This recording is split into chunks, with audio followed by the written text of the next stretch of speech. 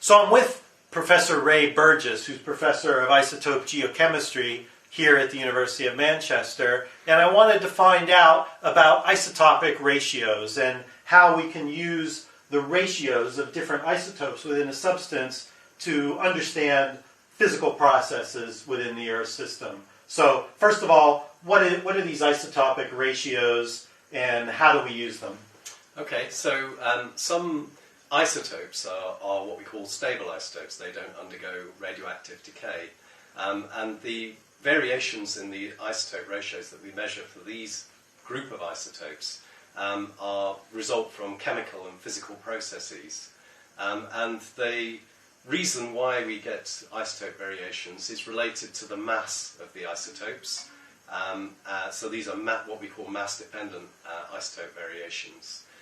So if you think of an example, the hydrogen isotopes, there are two hydrogen isotopes, hydrogen 1, and then hydrogen 2, which has a special name, deuterium.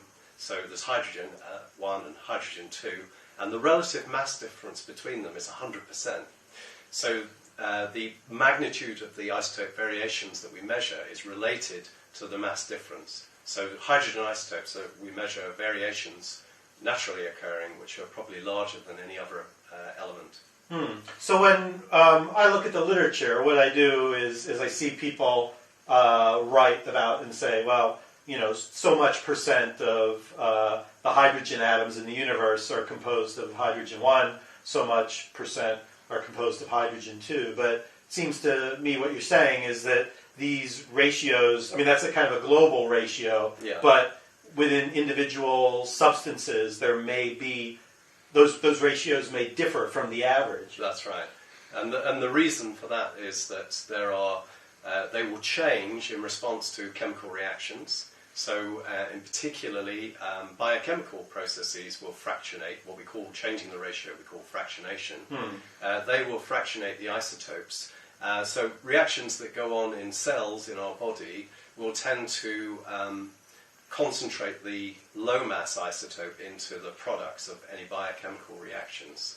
And that's one of the major ways of fractionating isotopes on Earth. But you can also fractionate isotopes during physical processes as well. So for example, during the evaporation and condensation of water, the oxygen and hydrogen isotopes in the water will become fractionated. And also, probably most important, is that all isotope fractionations that occur like this are temperature dependent. And curiously, the magnitude of that change, that fractionation, is larger as the temperature decreases. And this makes isotopes very good thermometers. And so one way that I've seen this displayed in the literature is taking an ice core, say, and then there's a graph with depth of the ratios, relative ratios of, I think it's the oxygen 18, and then so the wiggles in this curve from either high oxygen 18 concentrations to low oxygen 18 concentrations indicate something about the temperature of that ice core or the environment? Yes, that's right. So probably the most important application of stable isotopes in geology has been in the area of climate science, and particularly working out past climates. So they've been applied to a whole range of climate archives, similar to, you suggested, ice cores, but also ocean sediment cores, cave deposits, lake deposits, well, a whole range of things, really. And this is probably the most important way of interrogating the Earth's past climate using stable isotopes over sort of the 1,000-year to billion-year timescales. And so by looking at these records then, we can see these, as you said, the relative highs, relative lows, and then these relate to warm, cold periods in the Earth's climate.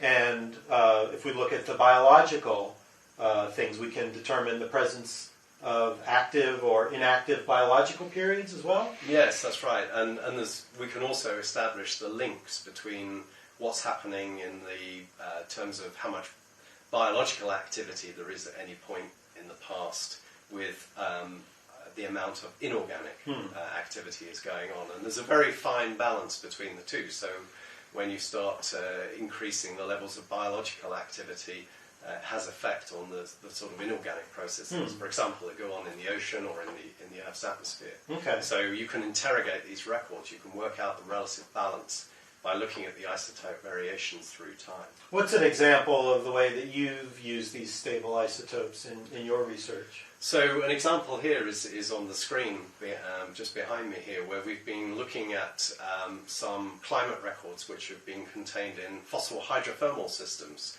So these are essentially hot water that's been circulating around hot igneous rocks in the geological past. In the mid-ocean ridges? No, or? these are in Antarctica. Okay. So here we're looking at Antarctic climate conditions over the last, well, between about 20 million years ago and about 50 million years ago, which is a critical time because it's the time when we went from being fully non-glaciated to conditions where we now have polar ice caps. I see. Excellent. So thanks so much for your time, and good luck. Thank you.